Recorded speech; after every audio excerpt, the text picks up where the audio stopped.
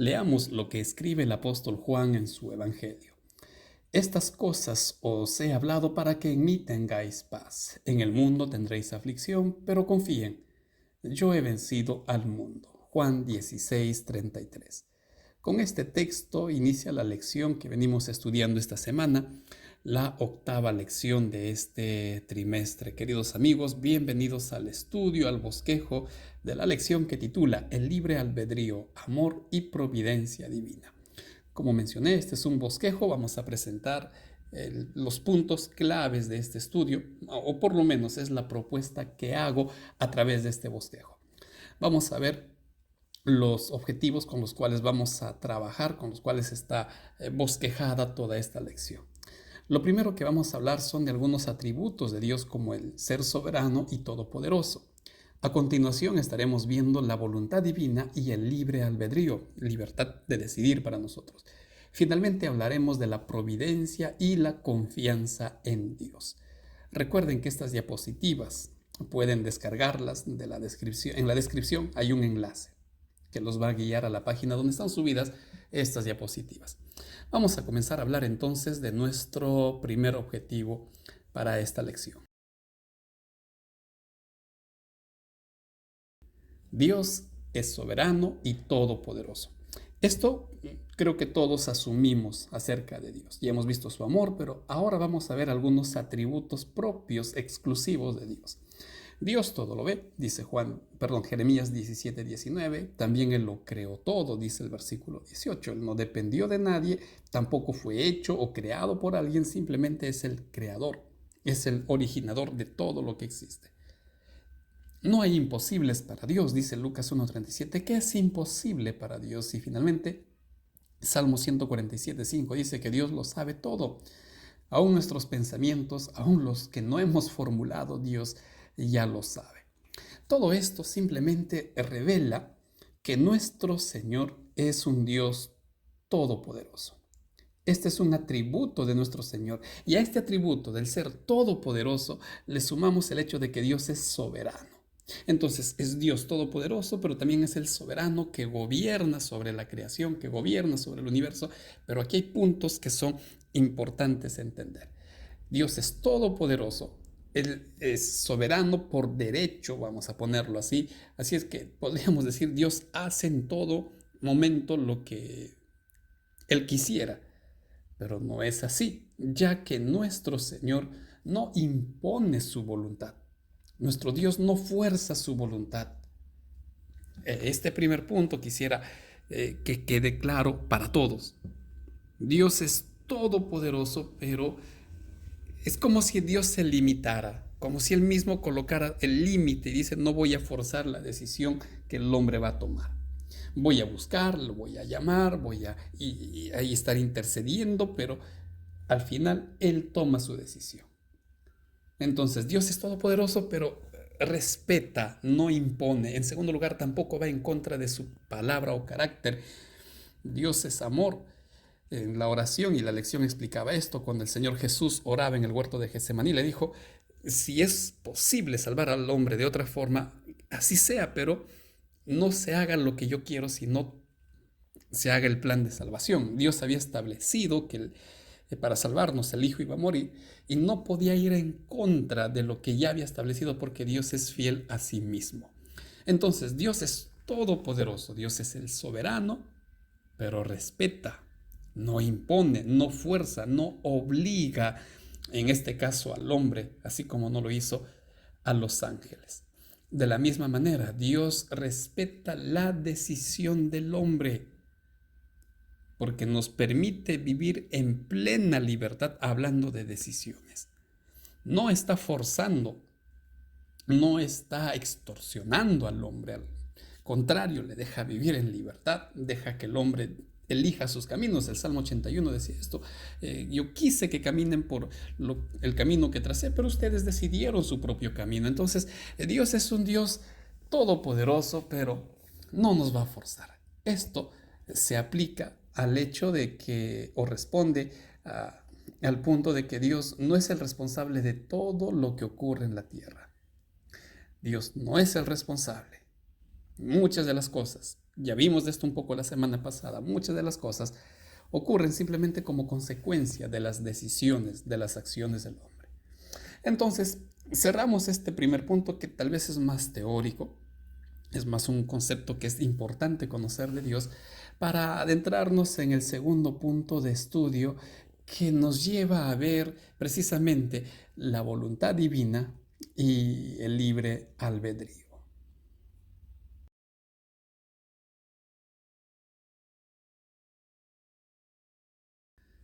Hablando de libre albedrío, recordemos lo que veíamos anteriormente. En la lección pasada entendimos que Adán y Eva decidieron rebelarse a Dios por decisión propia, porque tenemos esa libertad de elegir. Ahora, Dios no lo creó al hombre para que muriera. La voluntad de Dios no era que el hombre pecara.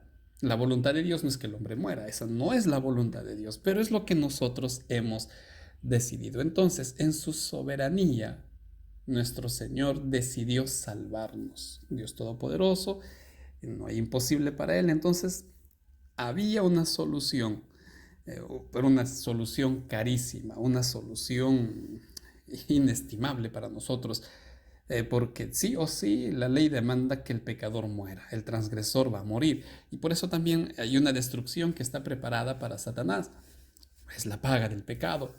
En el caso del hombre sí o sí tenía que morir, pero nuestro Señor, fiel a su carácter, decidió seguir amando al hombre.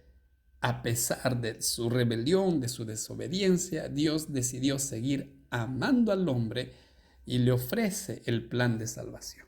Entonces, aquí vamos a ver en parte la voluntad de Dios y el libre albedrío, reforzando lo que vimos anteriormente. Al mostrar Dios su inconmensurable amor, la voluntad divina es que lo amemos, es que correspondamos a ese amor. En Oseas, por ejemplo, vemos la figura de un esposo buscando que su esposa acepte y corresponda a ese amor. Entonces Dios nos ama a todos, creamos o no creamos en Él. Dios nos ama. Dios no odia al pecador, al rebelde. Odia el pecado, eso sí, pero no al hombre. Entonces Dios busca nuestro amor. Y aquí viene nuestra decisión. La respuesta al llamado de amar a Dios depende de nosotros. De nosotros dependerá amar o no amar a Dios. Esa es nuestra decisión. Esa es nuestra capacidad de elegir amar o no amar a Dios. Veamos, la voluntad de Dios es que lo amemos, pero no va a forzar, va a respetar nuestra decisión. Lo mismo ocurre con el plan de salvación. Si Dios nos ama, entonces su voluntad es que todos alcancemos la salvación. Lo que dice Efesios 1, 9 al 11, todos están predestinados, dice el Señor. Y hemos visto que la expresión predestinados es más una meta, es decir, todos, Dios quiere que todos alcancen la salvación. Esta expresión que creo que todos hemos leído en nuestra lección, y si no, miren lo que está escrito, projorizo, que es la palabra que se traduce como predestinado, realmente lo que quiere decir es tener una meta, proponer una meta. Entonces Dios ha propuesto que todos nos salvemos. Esa es la voluntad de Dios, entendamos bien eso. La voluntad de Dios es que lo amemos, la voluntad de Dios es que nos salvemos.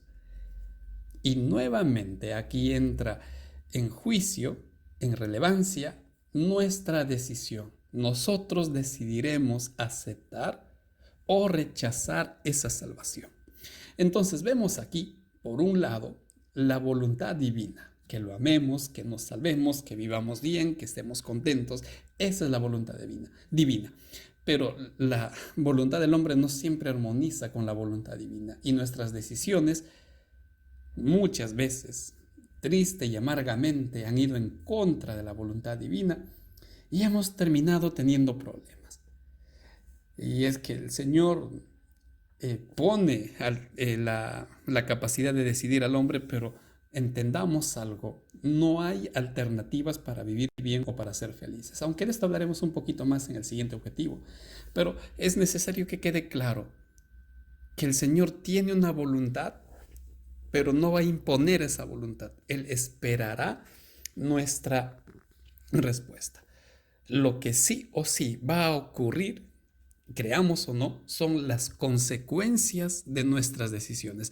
Pero de eso, como mencioné, hablaremos en el último objetivo de este estudio.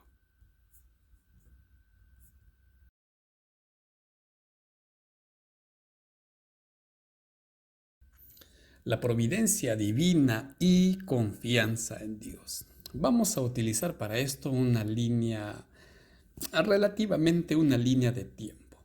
¿Y qué es lo que vamos a colocar? ¿Qué es lo que vamos a encontrar en esta línea? Lo siguiente, en primer lugar debemos de comprender que el pecado lamentablemente está ganando terreno en el mundo.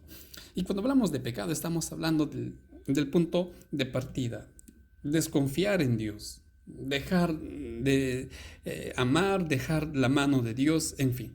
Y esto tal vez orientado más al pueblo de Dios, porque aquel que no cree en Dios, obviamente hay pecado en él, pero no conoce. En cambio nosotros que conocemos a Dios de manera intencional, o ya sea por X razones, me suelto de la mano de Dios, estoy entrando al terreno del pecado, estoy entrando a los caminos del pecado. Y ocurre algo curioso en todo esto. Ya lo dije, nos gusta soltarnos de la mano de Dios. Isaías 30 y 66 decían esto. Nos gusta, somos muy buenos para soltarnos de la mano de Dios, para caminar por nuestros caminos, para rechazar el llamado de Dios. Y tomamos malas decisiones. Y al tomar malas decisiones vamos a traer dolor a nuestra vida.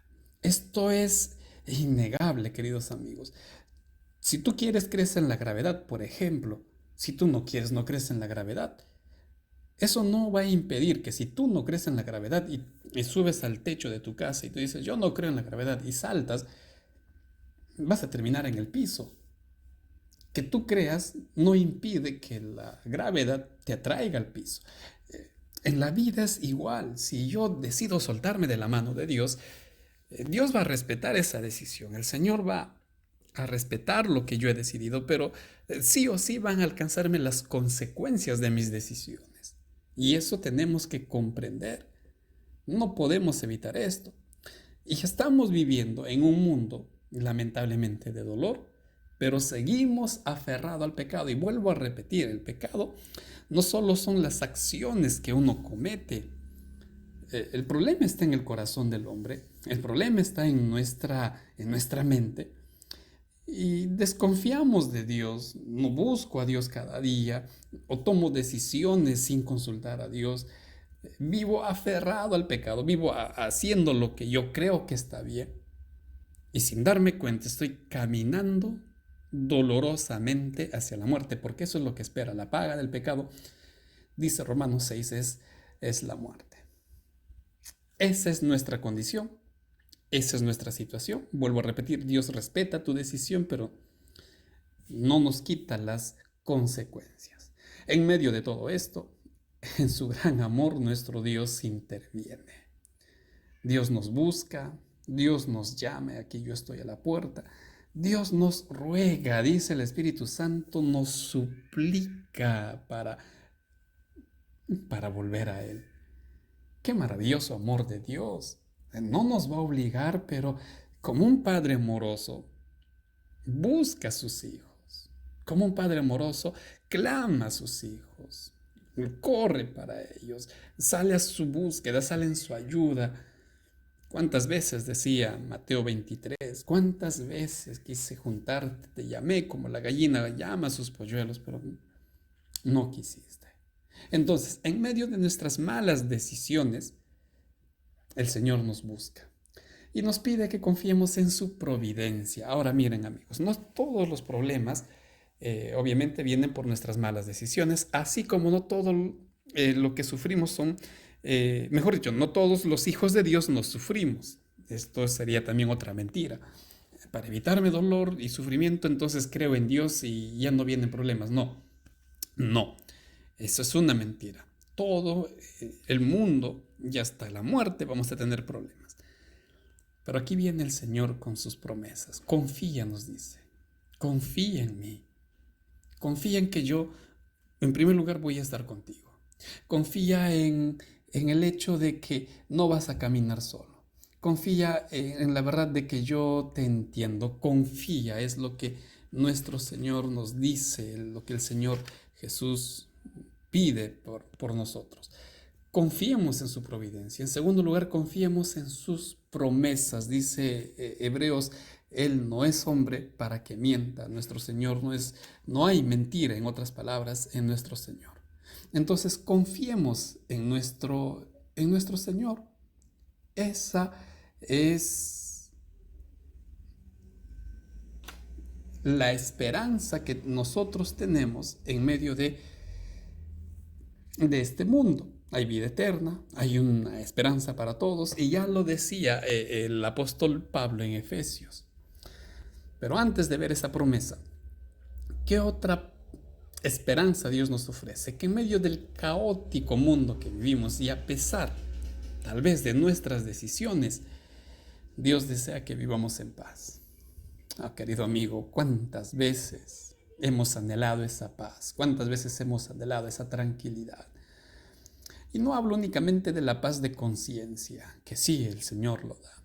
Hablo también de la paz en medio de los problemas. Miren, hoy ha sido un día, algo en confianza, hoy ha sido un día un poco turbio para nosotros.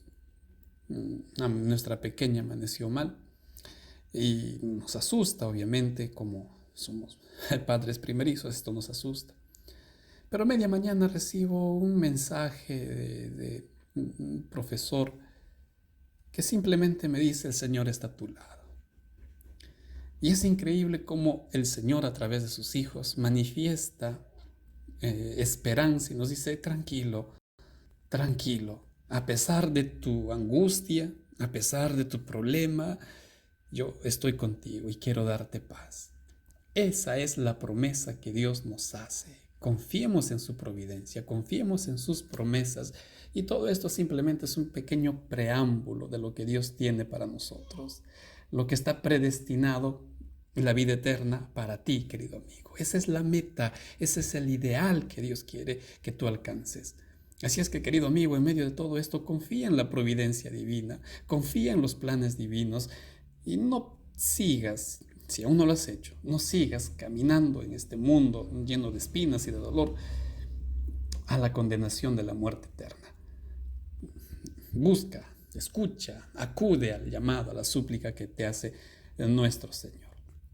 Con esto, apreciados amigos, terminamos este tercer y último objetivo con un mensaje muy bonito del llamado de Dios, y vamos a ver ahora sí el resumen de toda esta lección. En primer lugar, recordemos que a pesar de su soberanía y poderío, Dios no impone su voluntad por la fuerza. Él va a respetar nuestras decisiones. Cada uno toma decisiones y Dios respeta nuestra libertad de decidir. Disculpen, aquí se adelantó un poquito. Aquí está. Y por último, Dios interviene para salvarnos aún de nuestras malas decisiones. Qué lindo amor de Dios, que Él puede convertir nuestras maldiciones en bendiciones, pero hay que confiar en su providencia. ¿Qué hacer? Y con esto cerramos. Necesitamos relacionarnos con Dios cada día, a cada momento. Esto, por favor, no lo olvides. Es la única manera de aprender a confiar en Él, confiar en su voluntad y aprender a tomar decisiones correctas, como el vivir con esperanza y llevar a través de nuestras acciones esperanza a las personas. Así es que, querido amigo, para que tú te relaciones con Dios tienes que seguir estudiando su palabra, y por ello te animo a que estudies la próxima lección, el conflicto cósmico. Una lección tan importante, tan necesaria, pero más necesaria aún es el estudio de la palabra de Dios. Querido amigo, no dejes de estudiar tu Biblia, no dejes de estudiar tu lección.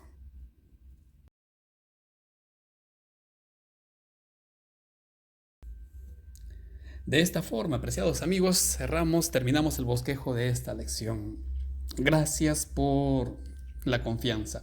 Espero de corazón que este material siga siendo útil para ustedes. Espero también que la próxima semana nos podamos encontrar con un nuevo estudio. Que Dios los bendiga. Un gran abrazo para todos ustedes. Muchas bendiciones.